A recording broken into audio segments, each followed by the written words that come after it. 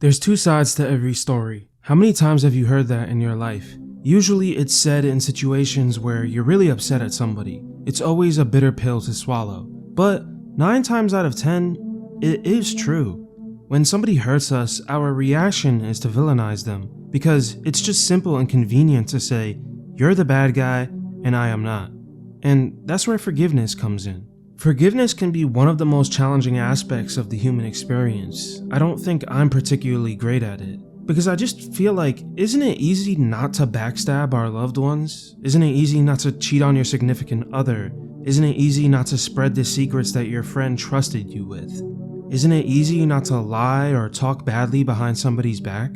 And yet, people do these things every day. People break their bonds like they don't mean anything. And unfortunately, it usually falls upon the victim of that betrayal to forgive.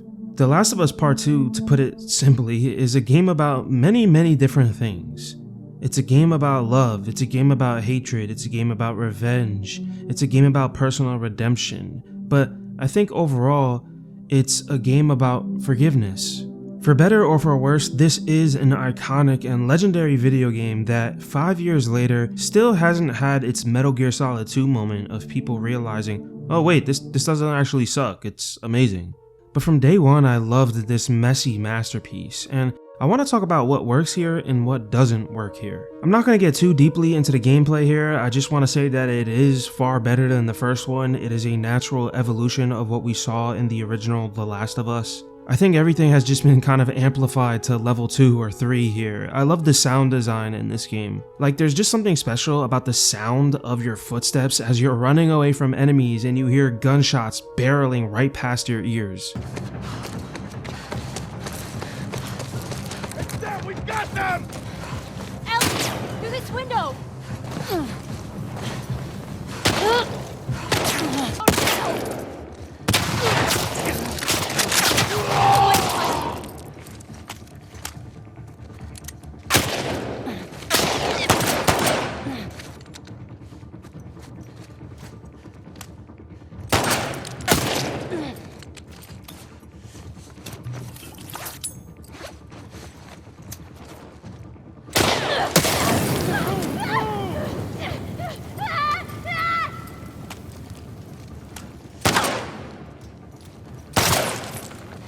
There's an exhilaration of feeling like every fight could be my last. I don't know how the team at Naughty Dog did it, but they always made me feel like I just barely did not have enough ammo to win this fight, but somehow I win the fight anyway, and it just feels like a miracle. I never get tired of just running into some tall grass, going prone, crafting a Molotov or a health kit right before I die. I love scouring for supplies in this game, and I love how each character has a set of weapons that kind of boosts their personality. Ellie's arsenal feels very crafty but very vicious, whereas Abby's weaponry really makes her feel like a one-woman army, and she has the ability to craft ammo for 2 of her best guns. Not only that, but she can put scopes on 3 of her weapons, which makes her even more lethal. The places this game takes you are used in such charming yet horrifying ways. They're burned into my memory. Usually we're given these grand set pieces like the aquarium or the theater in an almost opera-like fashion. You're usually introduced to these locations in a very calm, peaceful manner, only for them later to host a very vile, bloody, disgusting scene. Even places like the farmhouse, which we only see for 25 minutes throughout the whole game, is very iconic. It's one of the most memorable areas in the game.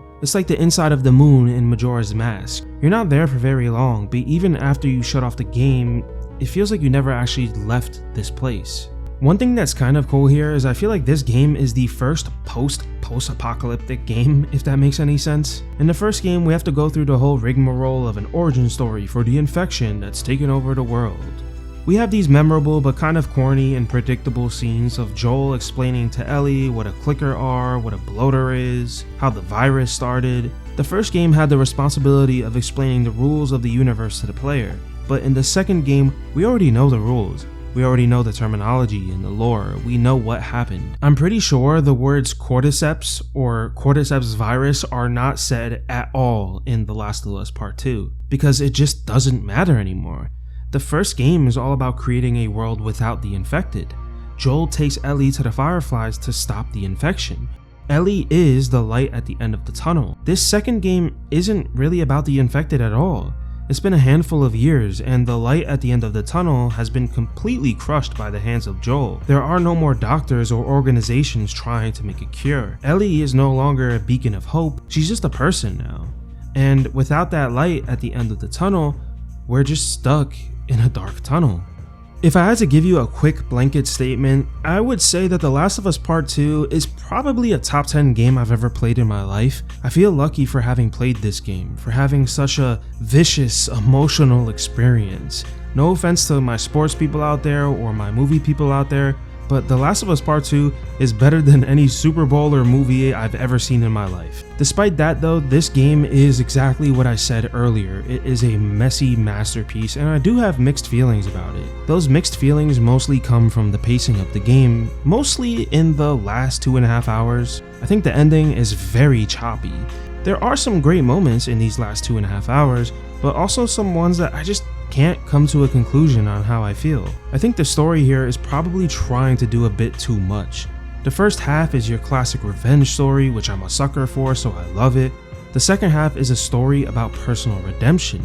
But within both of those, there are stories about religion, trauma, mental prisons, and a huge allegory for the Israeli-Palestinian conflict. This game is trying to say and do so much that I think it kinda steps on a few rakes during the process. I don't know how this is possible, but this game feels simultaneously too long and too short. The entire Santa Barbara Rattler section is, again, 2.5 hours long, but it probably should have been 6 to 7 hours to really flesh out what is going on.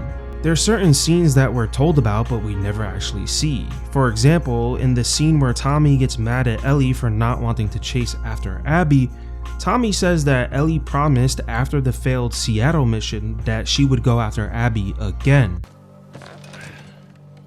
Reckon it's easy. Forget about her.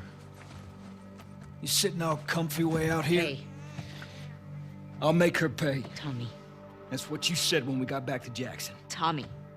But we never actually see that scene, and if we did, it would have added a lot of context for where Ellie is at this point in the game. We also hear about an attempted escape by Abby and Lev, but we never get to see it. Fucking thing at me! Hey!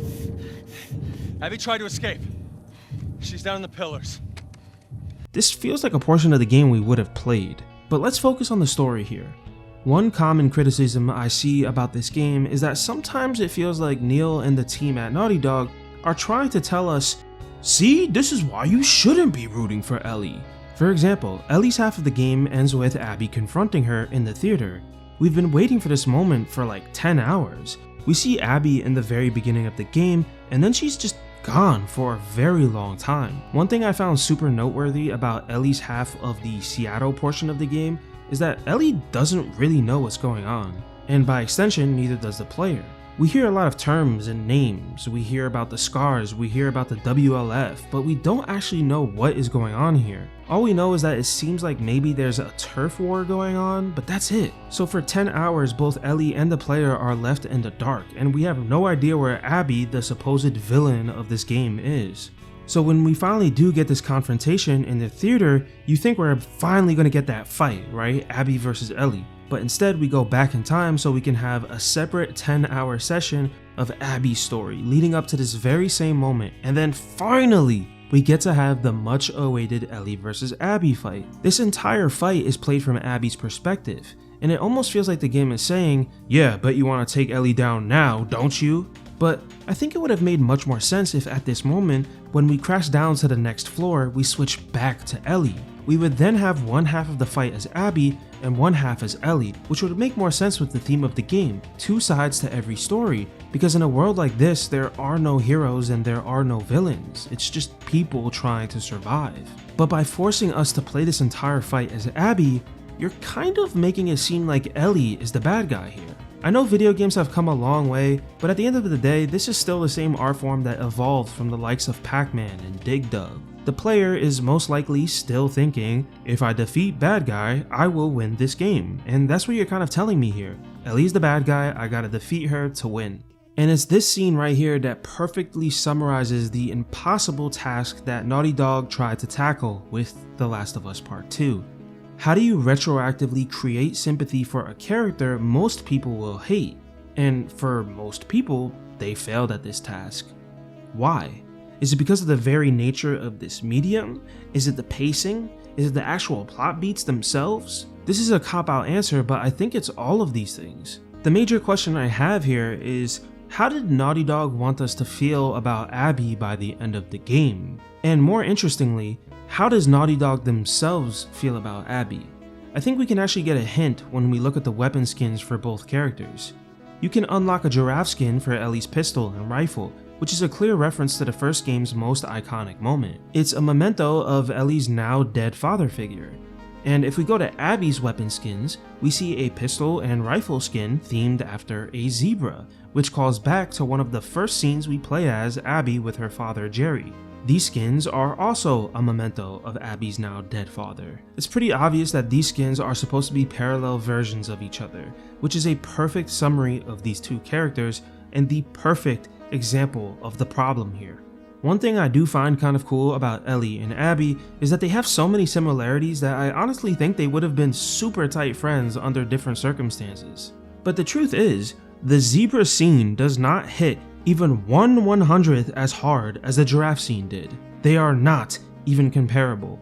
The reason the giraffe scene hits so hard is because you just spent like 60% of the first game, like 12 hours, with Joel and Ellie not really getting along. But we slowly and tenderly get to watch the ice melt between these two characters and watch as they grow to love each other. And the giraffe scene is kind of like the cherry on top of the cake. The giraffe scene cements these two characters as family, but the zebra scene is literally like 6 minutes into Abby's half of the game. We don't know anything about Abby's dad except that he's a smart doctor, he makes dad jokes, and he collects coins. We get like 10 minutes with him and then he dies. Compare that to the 20 hours we had with Joel in the first game. Luckily, the rest of Abby's half is really strong. She has such a powerful and fun set of weapons. The hunting pistol with a scope is insane, maybe the best weapon in the game. The incendiary shotgun shells, awesome.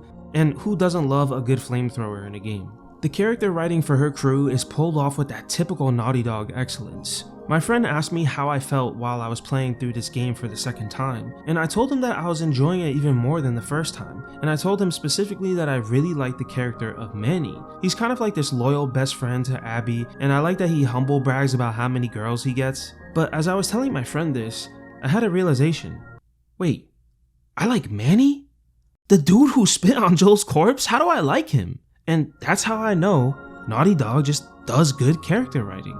I also think Owen is a pretty interesting character on Abby's side of things, because he isn't really serious about the WLF. He cares mostly about the Fireflies, and he's also clearly in love with Abby, but Abby was too hyper fixated on her revenge on Joel to ever properly reciprocate Owen's love. And then when Abby finally did get her revenge, it was way too late because Owen was now with Mel and Mel was pregnant, but Owen clearly doesn't care about Mel or his child, which makes him a scumbag, but also more interesting. I also think Nora is pretty cool. I wish we saw more of her. The worst character on this side of things is probably Mel. I think she's just boring, and again, she's not fleshed out well. At the very beginning of her half of the game, we see a note from Mel thanking Abby for getting her to basically become the student of Abby's father, Jerry, because Mel is studying medicine. It seems like Abby and Mel were once really good friends, but we don't know exactly why Mel grew to hate Abby so much. It's super hypocritical because Mel got with Abby's ex. Doesn't really make any sense. Which brings me back to the zebra scene. We just don't get enough time with these characters. When Manny dies, I had a 5-second moment of being like, no, Manny, no! But then after those 5 seconds passed, I realized that I just didn't give a shit. But when Jesse, another new character, dies, I actually cared about him because I spent longer with him and he was written into the story on a deeper level. I would have come, you know, if you told me you were leaving. I didn't think you'd be okay with all this.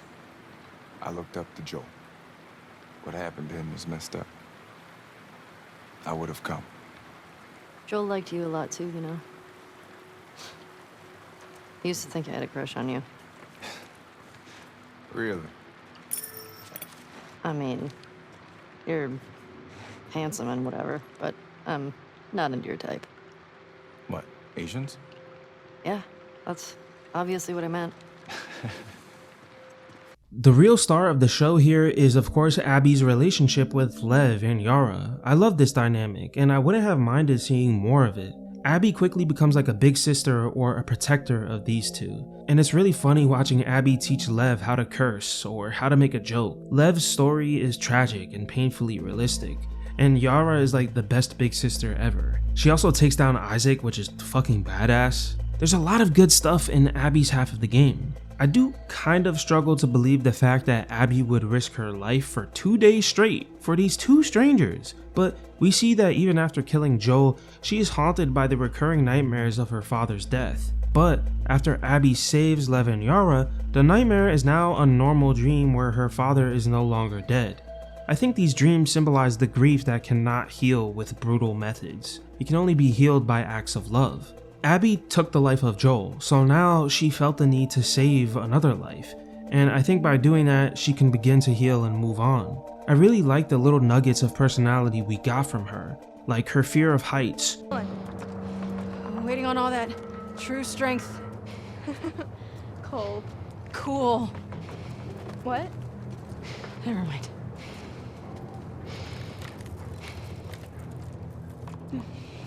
What's going on between you and your friend Owen?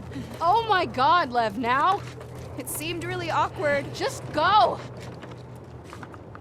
And her love of weightlifting and reading. You can see a pretty impressive stack of books and a whole dumbbell set in her room. I wish we got more of that stuff. I also kind of feel bad for Abby with her love triangle. In Ellie's love triangle, she ends up on the receiving end of both. She gets the girl she wants, and she gets to keep her friend in Jesse. But Abby loses out on both. She lost a close friend in Mel, and her relationship with Owen is fractured.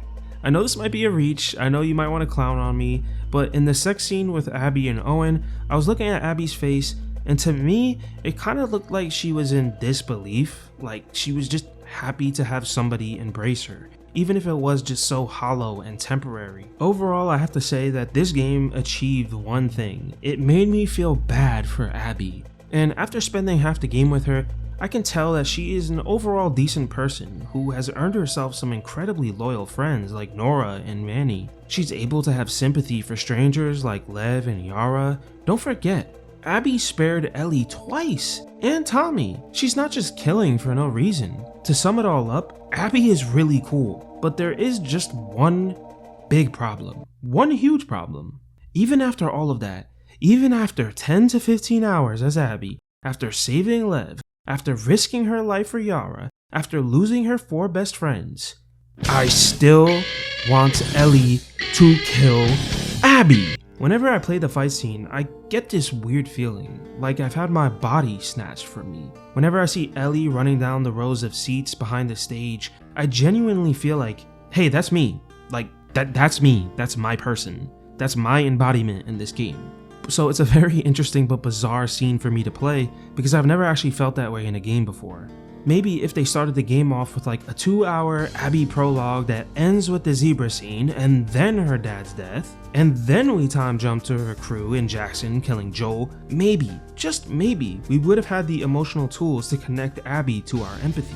But Abby's first impression is killing Joel. She does it within like an hour of this game. And you have to compare that to what Ellie's first impression to us is, which is an entire 20-hour game where she's bubbly and likable and interesting. I think it's actually kind of pretentious to introduce us to a character in such an obviously unlikable way and then be like, well, this is why you should actually really like her and you should hate the character that you already like. By the way, remember how I mentioned how much I love the farmhouse scene with Ellie holding baby JJ? Dude, in that 20-minute scene, Ellie shows more personality than Abby did in her entire fucking 15-hour segment. Ellie is joking around with baby JJ. You get to see her art studio filled with her paintings. You can read her journal and get insight on her mental state. Read her poems and song lyrics. She shows more personality in 20 minutes than 15 hours. And it just doesn't really make any sense. Wow, that's a lot of sheep. How many do you think that is? Let's count. 1, 2. Better stop, because I'm getting sleepy. Eugene. Hey, inside. Todd, move it or lose it. We definitely have way too many sheep. Hey, what do you say we eat some of them? Tasty snack. You warm enough, buddy? Just a few more. I got one for you. What's the quietest animal on a farm? A sheep. When you're older, you're gonna have a deep appreciation for these jokes. I also see a lot of people online suggesting that they should have messed around with the order of the game. Instead of playing Ellie Day 1, Day 2, Day 3 in Seattle, maybe it should have been like Ellie Day 1, Abby Day 1, Ellie Day 2, Abby Day 2, etc. We might have been more invested equally on both sides. I tend to lean more towards the thought that this game needed like an extra 5 hours. A couple of hours in the beginning of the game, a couple of hours towards the end. Hell, why not give us like a Miles Morales or Lost Legacy type of smaller game in between part 1 and part 2? Imagine if we had a 10-hour Abby game that ends with a plot twist of her dad being the doctor that Joel killed, and then we got part 2. Dude, the hype for part 2 would have been fucking insane. Naughty Dog was trying to achieve a lot with one game, and I think they bit off more than they could chew. I once compared this game to Metal Gear Solid 2 because they both lied in trailers about which characters would be in the game. They both star a character that people hate, but maybe that's not a fair comparison, because Raiden did not kill Snake. It's different. This is such an ambitious, wonderful, and horrifying video game. I think this game kinda calls out the contradictory nature of human beings. We tend to listen more to our emotions than to logic. Logic would suggest that Abby was right in what she did, but my emotions just want Abby to die at the hands of Ellie. And there's not many pieces of art that make me realize that I'm a hypocrite. Like, I'm a hypocrite for feeling that way, right? It doesn't make sense, in a way. Video games have the ability to connect us with characters deeper than most art forms. I think the only equal comparison is when a book is told in first person. After spending so many hours in those experiences, you feel so connected to the protagonists in a way that you never could with a TV show or a movie. I think The Last of Us Part 1 is a very solid and safe 10 out of 10 in my books. It's the overall more perfect video game if you want to use the P word. The first game still has really fun gameplay, but the story is just more airtight without any real plot holes or moments of confusion. It's easier to write a story about the light at the end of the tunnel because at least you always know where you're going. Ellie wasn't just the light for the world, she was the light that was needed in Joel's dark existence. It's a very safe story with some clear inspirations. But by taking that narrative light away in the second game, it means that the story doesn't always know where it's going. So yeah, the first game is a 10 out of 10, and this game is like a really sexy but messy 9.5 out of 10. And I think I would rather take the 9.5 out of 10, because I just like it when art takes risks, even when the risks don't always pay off. Somehow this game just made me love Ellie even more. She's no longer presented as a sign of hope. Here she's just a person tormented by her thoughts, regrets, and she fucks up a lot. I find that way more interesting. It's more relatable. I think the most fascinating moments to follow a character that you love is to see when they react to being at their lowest. What does rock bottom look like for our favorite characters? There's a reason why Naughty Dog chose to close out this game with a 2 to 3 hour Ellie section and no more Abby gameplay. It's because they know what we want. They know who we're gonna love. There's really nothing they could do. Abby Anderson never stood a chance. Not in the eyes of fans, not in the eyes of the characters in the story. This is Ellie's story. And despite every little misstep along the way, by the time the credits rolled, I was just so happy I played this game again. I hadn't played it since 5 years ago when it first came out, and I remember it being a very tough playthrough because it was all spoiled for me online, and everybody online was telling me how much it sucked and how woke it was. So after 5 years, I was able to put those thoughts and feelings away and just try it again, and I fell more in love with it.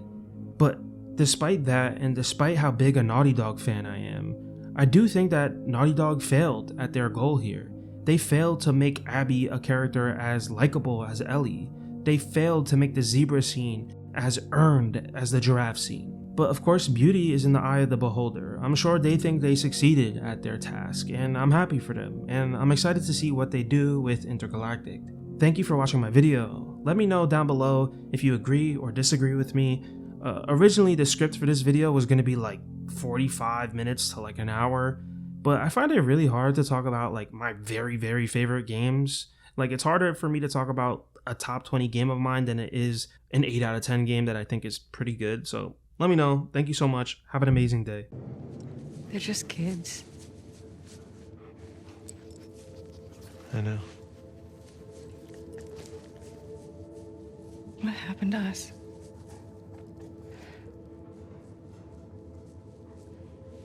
Maybe we stopped looking for the light. Maybe.